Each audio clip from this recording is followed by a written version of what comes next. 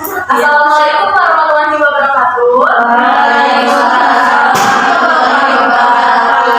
Selamat siang semua teman-teman saya yang berbahagia. Baik, pertama-tama marilah kita panjatkan puji syukur kehadiran Tuhan Yang Maha Esa karena telah memberikan rahmat sehingga kita dapat berkumpul di ruang kelas ini. Pertama-tama perkenalkan, nama saya Tiara Yuniar Christine yang akan bertugas sebagai moderator dalam diskusi materi pengertian sintaksis. Adapun anggota kelompoknya yaitu ada Risada Alia Zahra, Raihani Abdullah, dan juga ada Nadia Pasika Darmawan.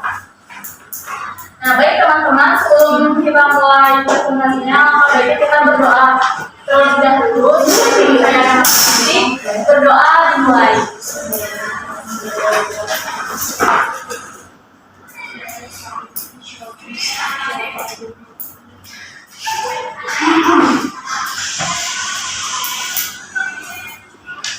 Baik, kita langsung saja mulai ke sesi yang pertama, yaitu pembukaan. Sebelum itu, saya persilakan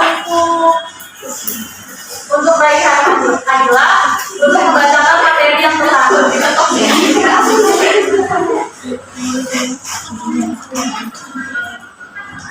Kata sintaksis berasal dari bahasa Yunani, yaitu sun yang berarti dengan dan kata tatein yang berarti menempatkan.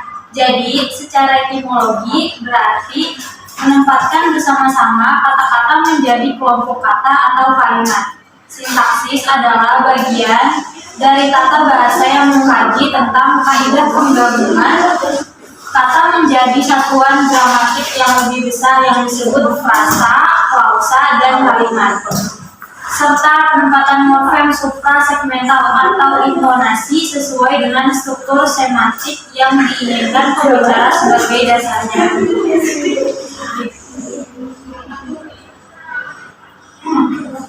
Baik, selanjutnya materi selanjutnya akan dibacakan oleh Nadia.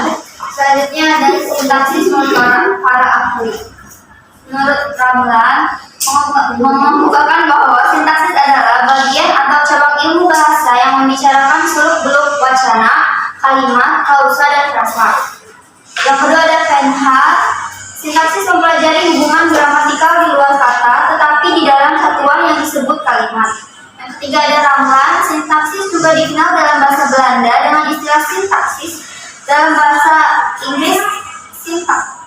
Yang keempat ada Goriskera. Sintaksis adalah bagian dari tata bahasa yang mempelajari dasar-dasar dan proses pembentukan kalimat dalam suatu bahasa.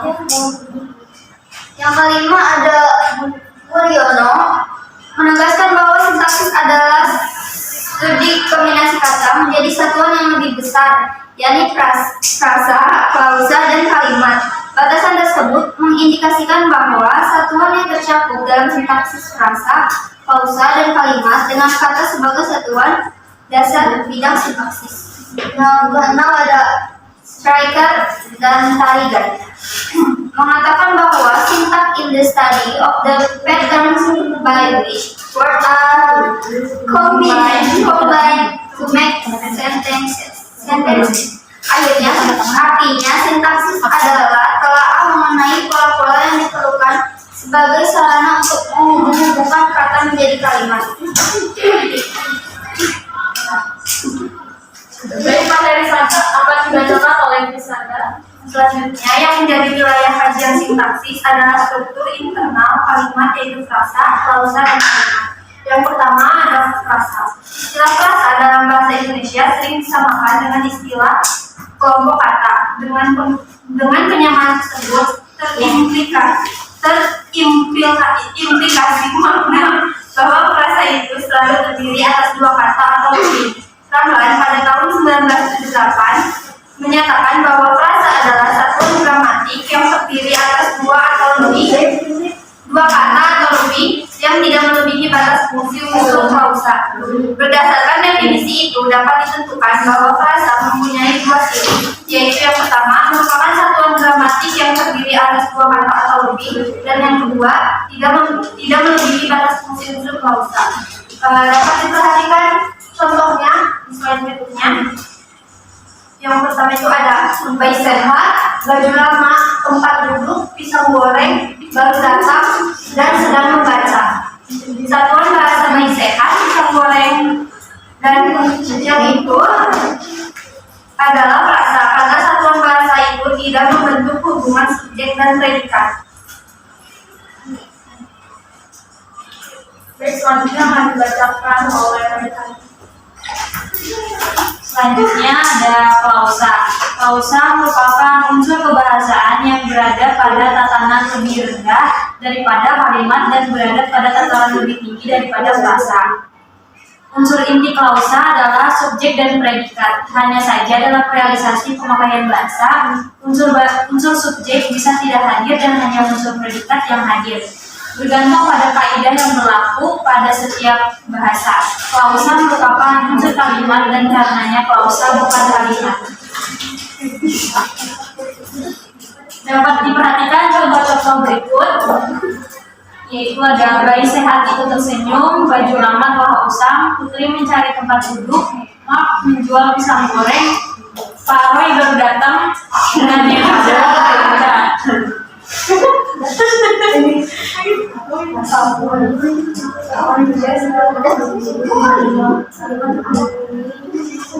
Selanjutnya akan dibacakan oleh Nadia. Yang terakhir atau yang ketiga ada kalimat. Kalimat ialah satuan gramatikal yang dibatasi oleh adanya jeda panjang dan disertai nada akhir turun atau naik. Menurut Ramlan, kalimat didefinisikan sebagai bentuk linguistik yang bebas, tidak tergantung pada konstruksi gramatikal yang lain yang lebih besar. Ini contohnya. Pertama ada ketika saya mengunjungi rumah sakit, bayi sehat itu tersenyum padaku. Yang kedua ada ibu memutuskan untuk membuang baju lama itu karena telah usang. Yang ketiga ada di dalam studio, putri mencari tempat duduk yang nyaman untuk menonton film. Teman-teman maaf ya, karena kendala di jaringannya sudah dikirim jurnalnya ke grup. Sudah bacain aja di sini bahas. Yang pertama kesalahan penggunaan struktur frasa. Yang pertama itu ada penggunaan preposisi yang tidak tepat. Contohnya itu puji dan syukur kita ucapkan ke Tuhan yang Maha Esa. Kata yang dicetak miring kalimat di atas merupakan penggunaan preposisi yang tidak tepat. Pada kalimat satu lebih tepat preposisi ke dihilangkan karena dalam konteks itu preposisi ke hanya menyatakan tempat. Pada kalimat perbaikan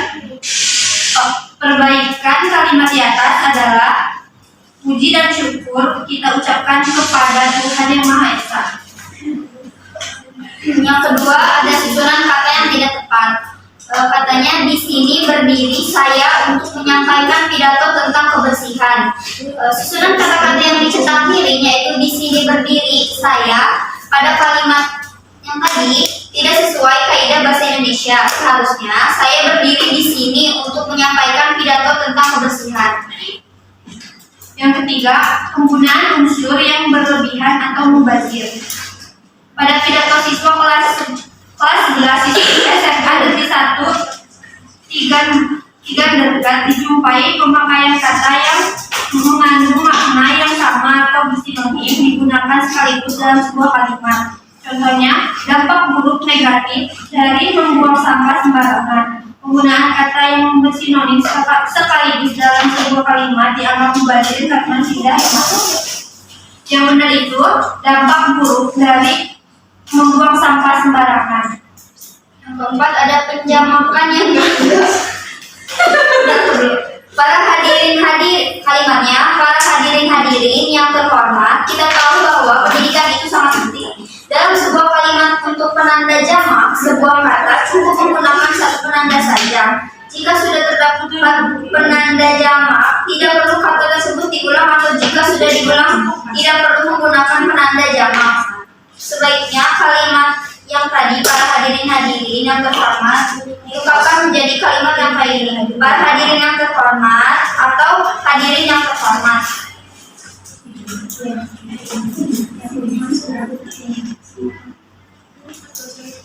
Kemudian yang kelima ada penggunaan bentuk superlatif yang berlebihan. yaitu suatu bentuk yang mengandung arti tanda kutip paling dalam suatu perbandingan. Bentuk yang mengandung arti paling itu dapat dihasilkan dengan suatu adjektiva ditambah adverbia amat, sangat, sekali, atau paling. Jika ada dua adverbia digunakan sekaligus dalam menjelaskan adjektiva pada suatu kalimat, terjadilah superlatif yang berlebihan seperti kalimat berikut. Sukses itu sangatlah enak sekali khususnya untuk pria. Kita harus membiasakan memakai kalimat-kalimat seperti di bawah ini untuk memperbaiki kalimat-kalimat di atas. Yaitu sukses itu sangat enak khususnya untuk pria. Yang keenam ada penggunaan bentuk resiprokal yang salah. Bentuk resiprokal adalah bentuk bahasa yang mengandung arti berbalasan. Bentuk resiprokal dapat dihasilkan dengan cara menggunakan kata salin atau dengan kata ulang ribuan. Akan tetapi jika ada bentuk yang berarti berbalasan, itu dengan cara pengulangan kata sekaligus dengan menggunakan kata salin, akan terjadilah bentuk resiprokal yang salah seperti kalimat berikut ini. Kalian saling tolong-menolong dalam kegiatan ini. Bentuk resiprokal yang sudah disebutkan di kalimat tersebut dapat diperbaiki menjadi bentuk-bentuk seperti ini. Kalian tolong-menolong dalam kegiatan ini. Kalian saling menolong dalam kegiatan ini. Baik, selanjutnya kita akan ke sesi pertanyaan. Apakah ada yang ingin bertanya? Saya Firda Lailatul dengan NPM 67 mau nanya. Jadi peran sintaksis dalam mempelajari bahasa baru itu apa? Contohnya juga seperti apa? Ulangi. Apa peran sintaksis dalam mempelajari bahasa baru? Sama contohnya ya? Iya. Perkenalkan saya Yudi dengan NPM 060. Ingin bertanya ya, apa faktor yang menyebabkan terjadinya salah penggunaan sintaksis? Salah penggunaan Salah sintaksis. penggunaan sintaksis. Terima kasih. Perkenalkan, saya Lucy Ramadhani, NPM 06. Maaf. Pertanyaannya, mengapa frasa diperlukan dalam sebuah kalimat?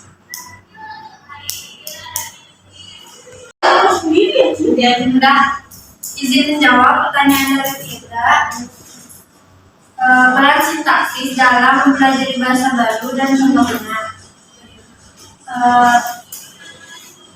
Kalau dari sini, sintaksis itu memainkan peran yang penting karena melibatkan aturan dan pola susunan kata untuk membentuk kalimat yang memiliki makna. Di sini ada contohnya ya, biar gampang dimengerti. Aturan sintaksis menentukan bahwa kalimat umumnya memiliki struktur subjek, predikat, dan objek. Misalnya, dia itu kan merupakan subjek, terus membaca merupakan predikat, dan buku merupakan objek. Jadi struktur ini membantu memahami bahwa seseorang itu sedang membaca, berarti dia sedang membaca. Jadi memperjelas gitu loh, memudahkan kita untuk memahami sebuah kalimat.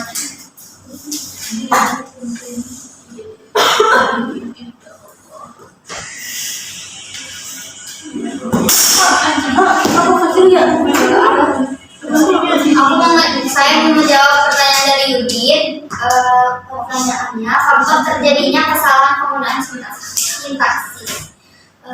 Faktor yang mungkin menyebabkan kesalahan dalam penggunaan sintaksis yang pertama itu pengaruh bahasa ibu. Bahkan bahasa ibu itu bahasa sehari-hari, bahasa yang ditransfer pertama dari ibu. Terus ada pengaruh media dan gaya bahasa yang informal. Terus ada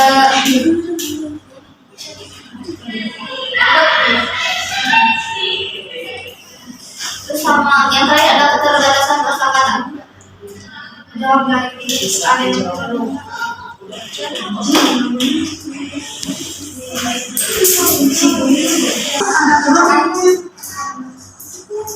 Izin izin menjawab pertanyaan dari Uci. Iya, siapa? Itu pertanyaannya, mengapa frasa diperlukan dalam sebuah kalimat? Diperlukan dalam sebuah kalimat dengan ada beberapa alasannya, yaitu ada pemberian detail dan spesifikasi. Frasa memberikan detail dan spesifikasi lebih lanjut tentang suatu konsep. Misalnya frasa di taman dalam kalimat anak-anak bermain di taman, memberikan informasi tambahan tentang tempat kegiatan tersebut. Kemudian ada membentuk struktur kalimat yang tepat. Mereka berkontribusi pada susunan kata-kata sehingga kalimat memiliki makna yang jelas dan sesuai dengan aturan sintaksis.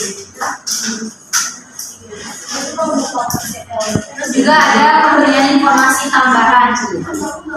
Iya. Dalam kalimat buku yang saya beli itu namanya frasa yang saya beli, memberikan informasi tambahan tentang buku tersebut. Lu beli di mana?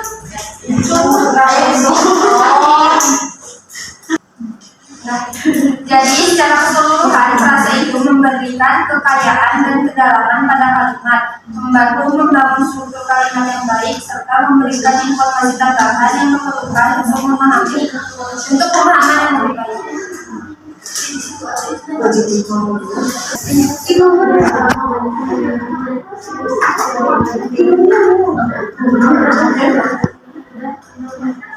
Baik cukup sekian presentasi dari kelompok 6. Jadi kesimpulan dari kelompok ini yaitu sintaksis adalah cabang linguistik yang membahas struktur internal kalimat.